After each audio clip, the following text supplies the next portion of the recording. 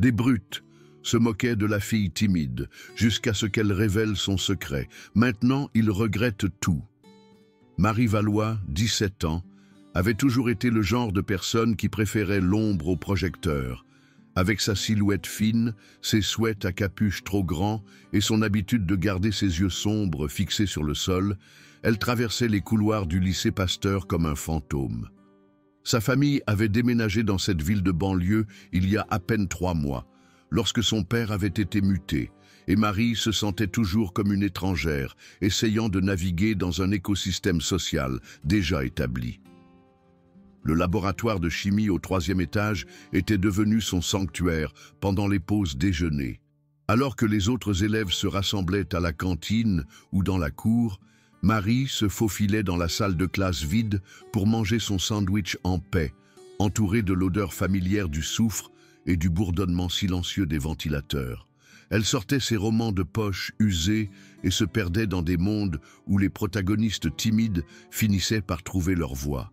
Ce que personne dans sa classe ne savait, c'est que Marie avait passé les 8 dernières années à s'entraîner au jiu-jitsu brésilien et aux arts martiaux mixtes dans la salle de sport de son oncle, à Marseille. Sa silhouette compacte abritait des muscles affûtés par d'innombrables heures de grappling, de frappe et de conditionnement physique. Elle pouvait exécuter une clé de bras parfaite, connaissait 17 façons différentes d'échapper à un étranglement et avait remporté 3 championnats régionaux dans sa catégorie de poids. Mais le père de Marie, un homme doux qui travaillait dans la comptabilité, lui avait toujours appris que la violence devait être le dernier recours absolu. « Tes compétences sont pour la protection, ma puce, » disait-il, « pas pour prouver quelque chose. » Les ennuis ont commencé pendant sa 2e semaine au lycée Pasteur. Jessica Lemaire, une blonde sculpturale qui semblait attirer l'attention partout où elle allait, a remarqué Marie pour la première fois dans le couloir près des casiers. Jessica était la reine incontestée de la classe de première depuis la seconde, avec son maquillage impeccable, ses vêtements de marque et son entourage de suiveurs qui pendaient à ses lèvres. Elle avait des yeux bleu pâle qui pouvaient couper à travers le verre et un sourire qui ne les atteignait jamais tout à fait quand elle regardait les gens qu'elle jugeait indignes de son attention. « Regardez cette petite souris », avait chuchoté Jessica à sa meilleure amie Chloé Dubois, assez fort pour que Marie l'entende. Est-ce qu'elle enlève jamais cette capuche? Peut-être qu'elle cache quelque chose de dégoûtant en dessous. Marie s'était simplement ajusté les bretelles de son sac à dos et avait continué jusqu'à son casier, faisant semblant de ne pas avoir entendu. Mais les mots de Jessica ont planté une graine qui allait devenir quelque chose de beaucoup plus toxique. Le harcèlement a augmenté progressivement. Au début, ce n'étaient que des commentaires méprisants échangés dans le couloir. Jessica faisait des remarques sur les vêtements de Marie, son accent ou la façon dont elle semblait toujours être seule. Chloé ricanait à l'unisson, et bientôt d'autres élèves ont commencé à le remarquer. Marie remarquait comment les conversations s'arrêtaient quand elle passait, comment les groupes se séparaient et se reformaient après son passage, la laissant avec l'impression de marcher dans un champ de mines de jugements chuchotés. La cantine est devenue un champ de bataille particulier. Marie avait essayé d'y manger pendant sa première semaine, mais la table de Jessica offrait une vue dégagée sur toute la pièce. Chaque fois que Marie s'asseyait, elle entendait la voix de Jessica résonner dans l'espace. « Oh mon Dieu, regardez-la manger! Est-ce qu'elle sait même comment utiliser une fourchette correctement? Ou je parie qu'elle ne se douche même pas. C'est probablement pour ça qu'elle porte toujours le même sweat à capuche. » Les joues de Marie brûlaient d'embarras, mais elle s'obligeait à terminer son déjeuner lentement, méthodiquement. Elle ne leur donnerait pas la satisfaction de la voir fuir. Mais finalement, elle a complètement cessé de venir à la cantine, choisissant plutôt de manger dans le laboratoire de chimie où elle pouvait trouver un peu de paix. Le harcèlement s'est étendu au-delà des repas. Dans les couloirs, Jessica donnait délibérément un coup d'épaule à Marie en passant, puis faisait comme si c'était un accident. « Oh, désolé, je ne t'ai pas vue », disait-elle avec une fausse inquiétude. « Tu es si petite, c'est comme si tu étais invisible. » Pendant les projets de groupe en cours de français, Marie se retrouvait exclue des équipes, forcée de travailler seule, tandis que Jessica s'assurait que tout le monde savait que c'était parce que personne ne la connaît vraiment et qu'elle n'est probablement même pas si intelligente de toute façon. La professeure, Madame Martin, semblait ignorer la dynamique sociale qui se jouait dans sa classe, se concentrant plutôt sur les plans de cours et les exigences du programme. Le monologue intérieur de Marie pendant ces moments était une bataille constante. « Je pourrais mettre fin à ça tout de suite », pensait-elle alors que le rire de Jessica résonnait dans le couloir, une projection parfaitement exécutée et elle ne me dérangera plus jamais. Mais ensuite, elle entendait la voix de son père, lui rappelant d'utiliser ses compétences de manière responsable. Elle se souvenait des enseignements de son oncle sur l'honneur et la discipline, sur la façon dont la vraie force venait de la retenue, pas de l'agression. Le pire, c'étaient les spectateurs. Marie regardait les élèves qui n'avaient pas d'allégeance particulière à Jessica rire quand même à ses blagues, participer quand même à l'ostracisme collectif. Elle voyait comment les professeurs ignoraient les incidents qui se produisaient au vu et au su de tous, trop occupés ou trop mal à l'aise pour intervenir. L'isolement était presque pire que le harcèlement réel. À la maison, les parents de Marie ont remarqué son retrait croissant. Sa mère, Isabelle, trouvait sa fille fixant la fenêtre de sa chambre pendant des heures, perdue dans ses pensées. « Comment s'est passée l'école aujourd'hui, ma puce ?» demandait-elle, mais Marie haussait simplement les épaules et marmonnait quelque chose comme « ça va ». Elle ne pouvait pas supporter de leur dire ce qui se passait, ne pouvait pas supporter la pensée du visage déçu de son père ou de l'inquiétude de sa mère. Ils avaient assez de stress avec le nouveau travail, le nouvel emprunt immobilier, le bouleversement général de recommencer dans un nouvel endroit. Le point de rupture est survenu un mardi matin à la fin du mois d'octobre. Marie était à son casier, échangeant ses manuels scolaires pour la première heure, quand elle a senti quelqu'un attraper sa capuche et la tirer en arrière avec force. Ses longs cheveux noirs se sont répandus et elle s'est retournée pour voir Jessica debout là, avec un sourire satisfait sur son visage. « Tiens, tiens !» a annoncé Jessica assez fort pour que tout le couloir l'entende. « Regardez ce qui se cachait là-dessous. Je commençais à penser que tu étais peut-être chauve ou quelque chose comme ça. » Le visage de Marie est devenu rouge alors qu'elle remontait rapidement sa capuche. Mais Jessica n'en avait pas fini. Elle a tendu la main et l'a retirée à nouveau, cette fois encore plus brutalement. « Ne te cache pas de nous, petite souris. Nous voulons juste voir à quoi tu ressembles vraiment. » Une foule a commencé à se rassembler, attirée par l'agitation. Marie pouvait sentir des dizaines de paires d'yeux sur elle, pouvait entendre les chuchotements et les rires commencer à monter. Son cœur battait la chamade, mais pas de peur, à cause de l'effort de se retenir. « Arrête !» a dit Marie doucement, sa voix à peine audible. « Qu'est-ce que c'est ?» Jessica a mis sa main en forme de coquille derrière son oreille de façon théâtrale. « Est-ce que la petite souris a dit quelque chose ? Parle plus fort, on ne t'entend pas. » Chloé a ricané à côté d'elle. « Peut-être qu'elle ne parle pas français en fait. C'est peut-être pour ça qu'elle est si silencieuse tout le temps. » La foule a ri, et Marie a senti quelque chose se briser dans sa poitrine. Chaque leçon que son oncle lui avait enseignée sur la discipline et le contrôle semblait soudain très lointaine. Mais elle a réussi à prendre une profonde inspiration, à remonter sa capuche et à se diriger vers son premier cours. Jessica n'était pas sur le point de la laisser se retirer si facilement. Elle a attrapé le sac à dos de Marie et l'a arraché de ses épaules, en voyant ses livres et ses papiers se disperser sur le sol du couloir. « Oups !» a dit Jessica avec une fausse inquiétude. « Comme je suis maladroite. » Marie s'est agenouillée pour ramasser ses affaires éparpillées, ses mains tremblant légèrement. Pas de peur, mais à cause de l'effort pur de se retenir. Elle pouvait sentir Jessica debout au-dessus d'elle, pouvait sentir la foule se rapprocher. Quelqu'un a marché sur l'un de ses cahiers, laissant une empreinte sale sur la couverture. « Tu sais quoi ?» a dit Jessica, s'accroupissant à côté de Marie. « J'essaie en fait de t'aider ici. » Tu ne te feras jamais d'amis si tu continues à te cacher de tout le monde.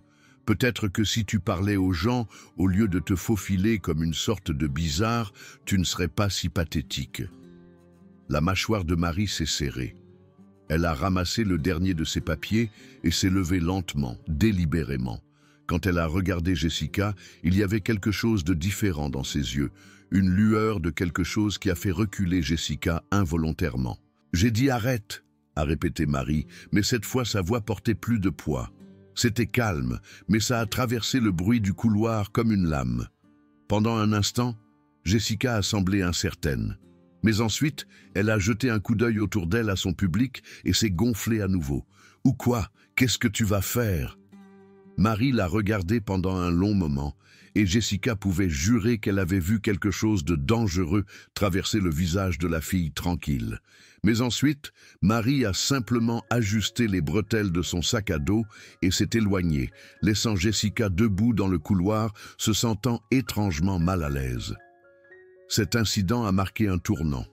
Au cours des semaines suivantes, Marie s'est retrouvée à changer de manière subtile. Elle a commencé à arriver à l'école plus tôt, passant du temps dans le gymnase avant le début des cours.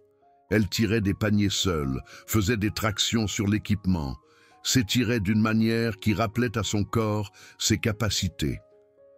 L'activité physique l'aidait à gérer le stress, mais elle servait aussi de rappel de qui elle était vraiment sous l'extérieur timide. D'autres élèves ont commencé à remarquer de petits changements. Marie marchait différemment maintenant, avec ses épaules en arrière et sa tête haute. Elle portait toujours sa capuche, mais elle ne se recroquevillait plus à l'intérieur. En classe, elle a commencé à participer davantage, sa voix devenant plus forte lorsqu'elle répondait aux questions. Ses notes, déjà bonnes, ont commencé à s'améliorer encore plus. Madame Martin, la professeure de français, a été la première adulte à vraiment remarquer la transformation. Lors d'une discussion sur le développement des personnages dans la littérature, Marie a offert un aperçu de la façon dont l'adversité pouvait révéler des forces cachées qui ont impressionné toute la classe. Après la sonnerie, Madame Martin a demandé à Marie de rester en arrière. « J'ai remarqué que tu sors plus de ta coquille, » a dit la professeure gentiment. « Je suis contente de te voir trouver ta voie. » Marie a acquiescé, mais n'a pas élaboré. Elle était toujours en train de traiter ses propres changements, essayant toujours de comprendre ce qui se passait à l'intérieur d'elle. Les humiliations quotidiennes étaient devenues du carburant pour quelque chose qu'elle ne reconnaissait pas encore tout à fait. Jessica, pendant ce temps, semblait sentir que quelque chose était en train de changer. La cible facile qu'elle tourmentait depuis des mois montrait des signes de résistance, et cela la frustrait. Elle a intensifié ses efforts, amenant plus d'amis dans sa campagne de harcèlement. Ils ont commencé à suivre Marie jusqu'au laboratoire de chimie, à regarder par les fenêtres et à lui faire des grimaces pendant qu'elle déjeunait. Ils chuchotaient et pointaient du doigt quand elle passait, s'assurant qu'elle savait qu'on parlait d'elle. Mais Marie changeait d'une manière qui allait au-delà de la confiance. Elle se souvenait de qui elle était avant, la fille qui avait remporté des tournois, qui s'était entraînée avec des hommes adultes 2 fois plus grands qu'elle et avait tenu tête. Elle se souvenait de la sensation d'être forte, d'être capable, d'être respectée pour ses compétences plutôt que d'être rejetée pour son apparence. Le souvenir de sa dernière compétition à Marseille lui est revenu avec une clarté surprenante. Elle avait affronté une fille qui l'avait battue 2 fois auparavant, quelqu'un que tout le monde s'attendait à voir gagner. Mais Marie avait été patiente, avait attendu le bon moment, et quand son adversaire avait commis une erreur, Marie avait exécuté une contre-attaque parfaite qui avait laissé la foule haletante. Le respect dans les yeux de son adversaire, après coup, avait signifié plus que la médaille d'or. Un soir, pendant que ses parents regardaient la télévision, Marie est allée dans sa chambre et a sorti ses vieux vêtements d'entraînement. Le poids familier du kimono dans ses mains a ramené un flot de souvenirs. Elle s'est regardée dans le miroir, vraiment regardée, et a vu non pas la fille timide qui avait arpenté les couloirs du lycée Pasteur, mais la combattante qui avait passé des années à perfectionner son art.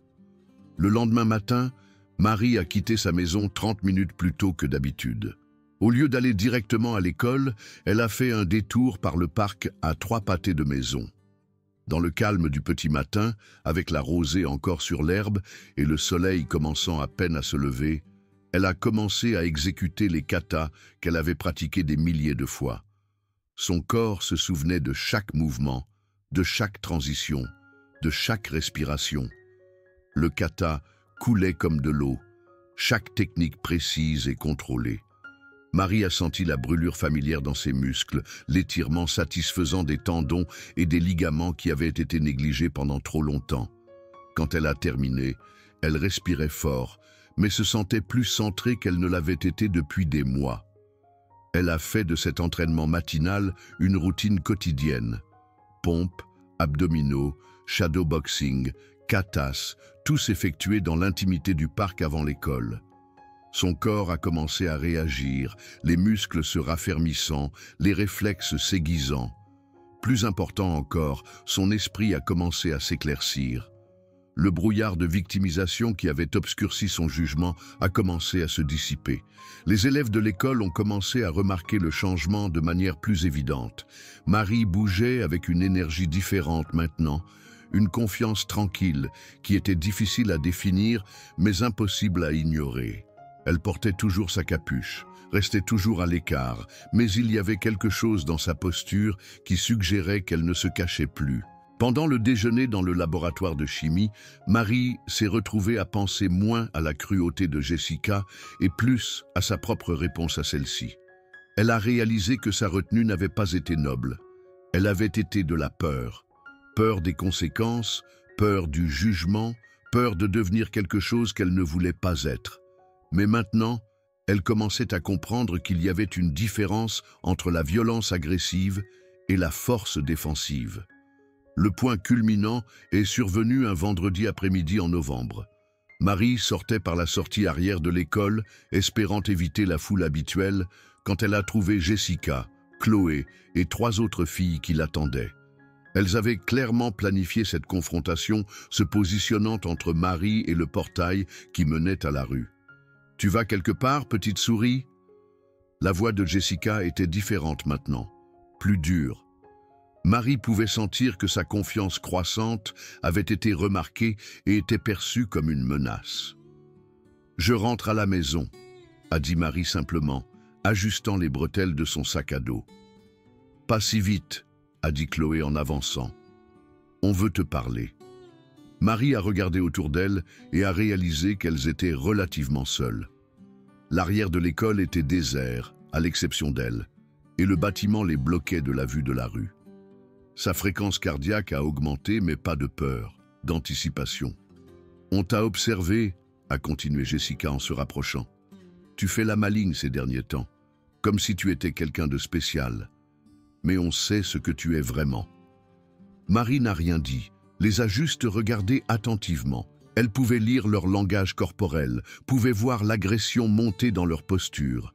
Ce n'étaient plus seulement des pestes, c'étaient des prédateurs qui avaient acculé ce qu'ils pensaient être une proie. « Tu sais ce que je pense ?» La voix de Jessica a pris un ton cruel. « Je pense qu'il faut te rappeler ta place ici. » Sans avertissement, Jessica a poussé Marie fort dans la poitrine. Marie a reculé mais n'est pas tombée. La poussée était assez forte pour être une agression, assez agressive pour franchir la ligne entre le harcèlement verbal et l'attaque physique. « Voilà la petite souris qu'on connaît », a ri Jessica. « Toute cette fausse confiance disparaît assez vite, n'est-ce pas ?»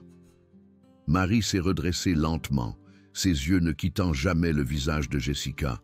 « Ne me touche plus. » « Ou quoi ?» Jessica l'a poussée à nouveau, cette fois encore plus fort. « Qu'est-ce que tu vas faire ?» L'entraînement de Marie s'est déclenché automatiquement. Elle a absorbé la poussée, utilisant l'élan de Jessica contre elle pour maintenir son équilibre. Quand Jessica a tendu la main pour la pousser une 3e fois, Marie était prête.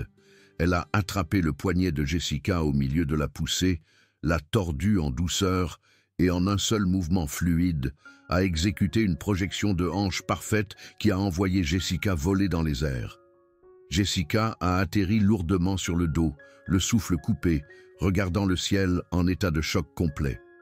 Les autres filles se sont figées, la bouche ouverte. Personne n'a bougé pendant plusieurs secondes. Marie s'est tenue au-dessus de Jessica, parfaitement équilibrée, respirant calmement.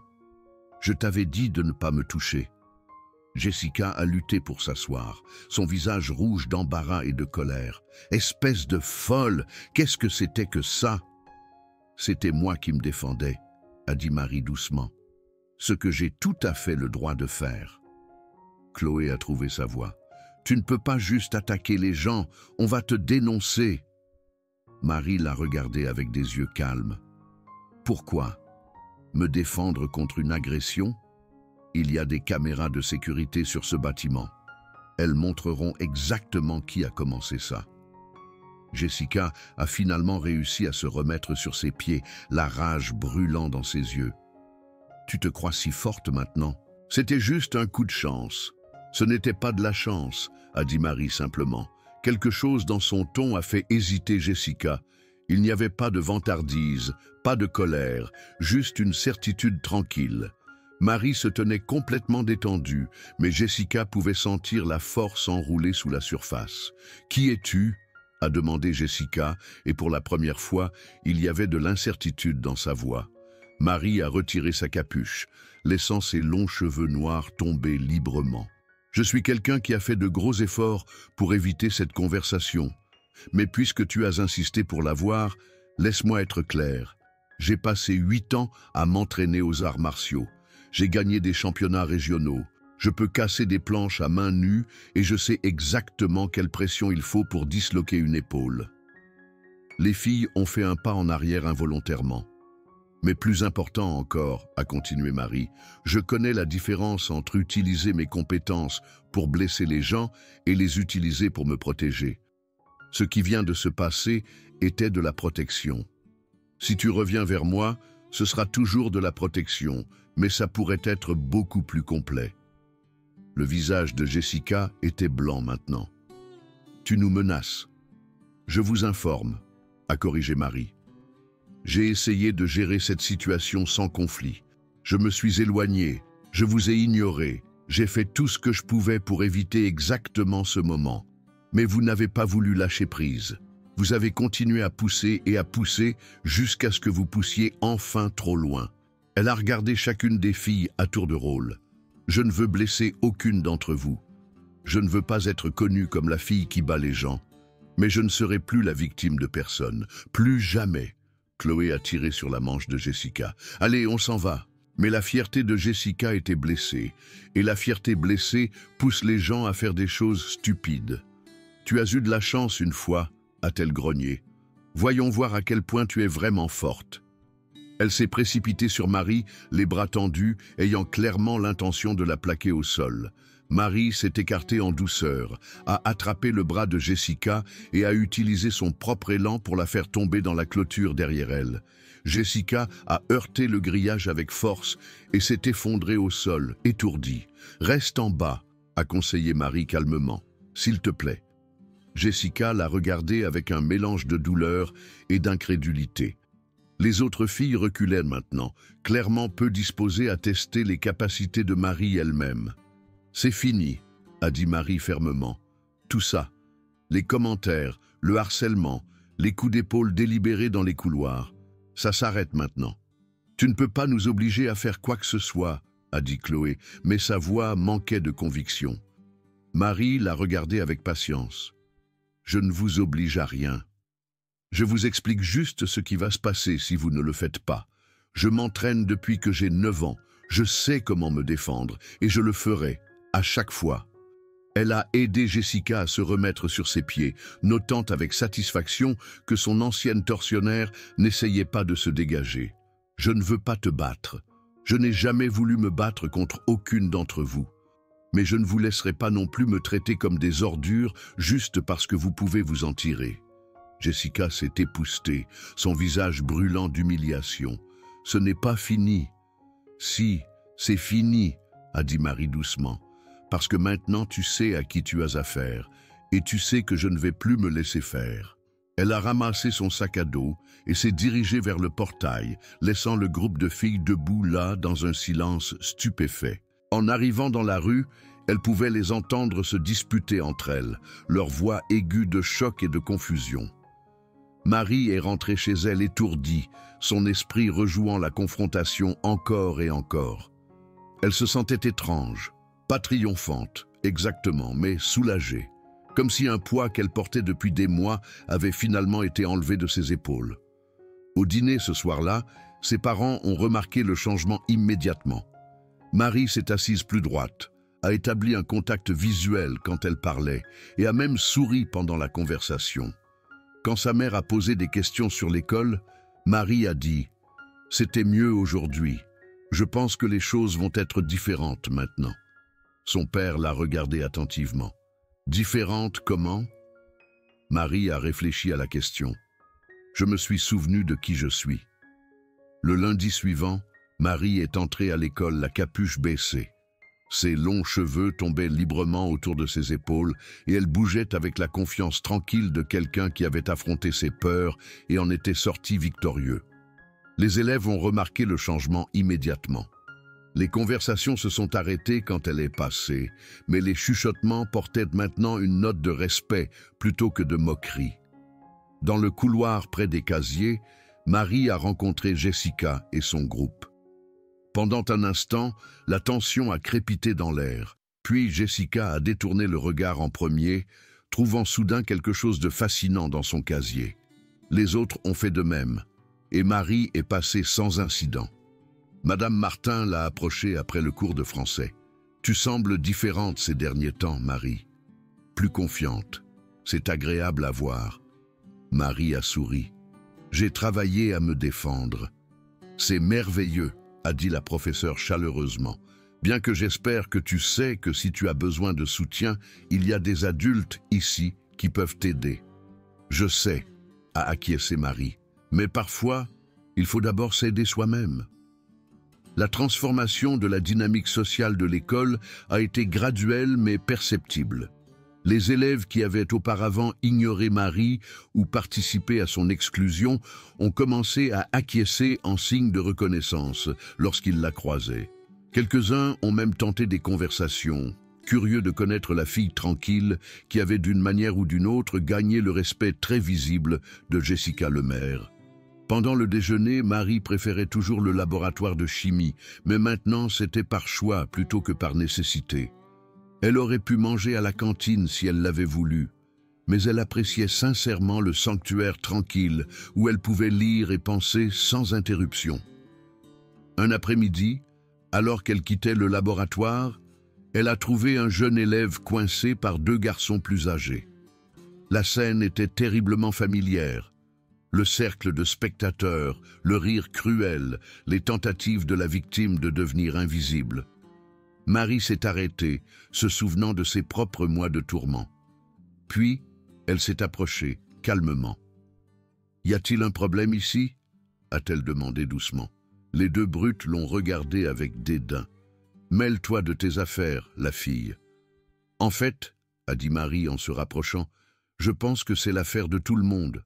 Vous êtes sur la propriété de l'école, menaçant un élève. Ça en fait mon affaire. » Quelque chose dans son ton leur a fait jeter un deuxième coup d'œil. Ils avaient entendu les rumeurs selon lesquelles le groupe de Jessica Lemaire avait soudainement laissé Marie tranquille, mais ils avaient supposé que ce n'était que du drame adolescent. « Écoute, on est juste en train de parler à notre ami ici, » a dit l'un d'eux, mais sa voix manquait de conviction. Marie a regardé le collégien. « Sont-ils tes amis ?» Le garçon a secoué la tête frénétiquement. « Alors je vous suggère de vous en aller, » a dit Marie au brut, « avant que ça ne devienne un problème plus gros que vous ne voulez gérer. » Les garçons se sont regardés incertains. Marie était plus petite que d'eux, mais il y avait quelque chose dans sa posture, dans la façon dont elle se tenait, qui suggérait que la violence serait un très mauvais choix. « N'importe quoi !» a marmonné l'un d'eux, et ils se sont éloignés. Le collégien a regardé Marie avec admiration. « Merci !» a-t-il soufflé. « Ils me font ça depuis des semaines. » Marie a ressenti une poussée de colère familière face à l'injustice, mais aussi autre chose, un sentiment d'utilité. « Comment tu t'appelles ?»« Lucas » a dit le garçon timidement. « Écoute, Lucas, » a dit Marie doucement. Les brutes sont des lâches. Ils s'en prennent aux gens qui, selon eux, ne se défendront pas. Mais une fois que tu leur montres que tu ne seras pas une cible facile, ils passent généralement à quelqu'un d'autre. Elle s'est arrêtée, pensant à son propre parcours. Ça ne veut pas dire que tu dois te battre, mais tu dois te défendre. Et si tu as besoin d'aide pour ça, trouve-moi. Lucas a acquiescé avec empressement, et Marie l'a regardé s'éloigner avec un peu plus de confiance dans sa démarche. Elle a réalisé que sa propre transformation lui avait donné quelque chose de précieux, la capacité d'aider les autres à trouver leur force. 2 semaines plus tard, Marie a été surprise de voir Jessica s'approcher de son casier. L'ancienne reine de la ruche avait l'air nerveuse, ce qui contrastait fortement avec sa confiance impérieuse habituelle. « Je peux te parler ?» a demandé Jessica doucement. Marie a acquiescé, curieuse malgré elle. « Je voulais m'excuser » a dit Jessica, les mots sortant à la hâte. « Pour tout, les commentaires, le harcèlement, tout ça.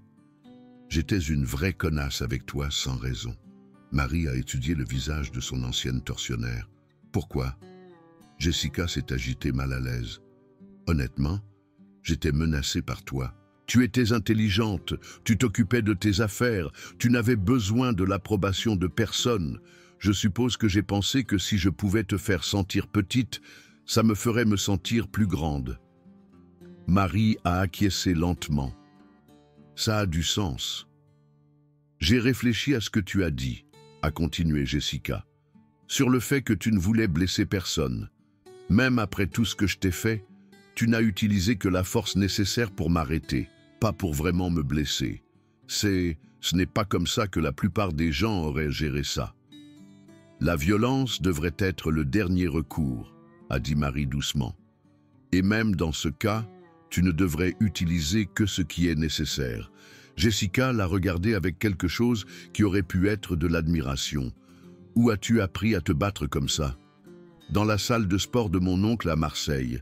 Jiu-jitsu brésilien et arts martiaux mixtes. Pourquoi tu n'as jamais rien dit?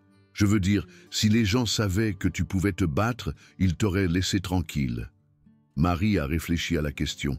« Parce que je ne voulais pas être connue comme la fille qui se bat. Je voulais être connue pour d'autres choses. Mais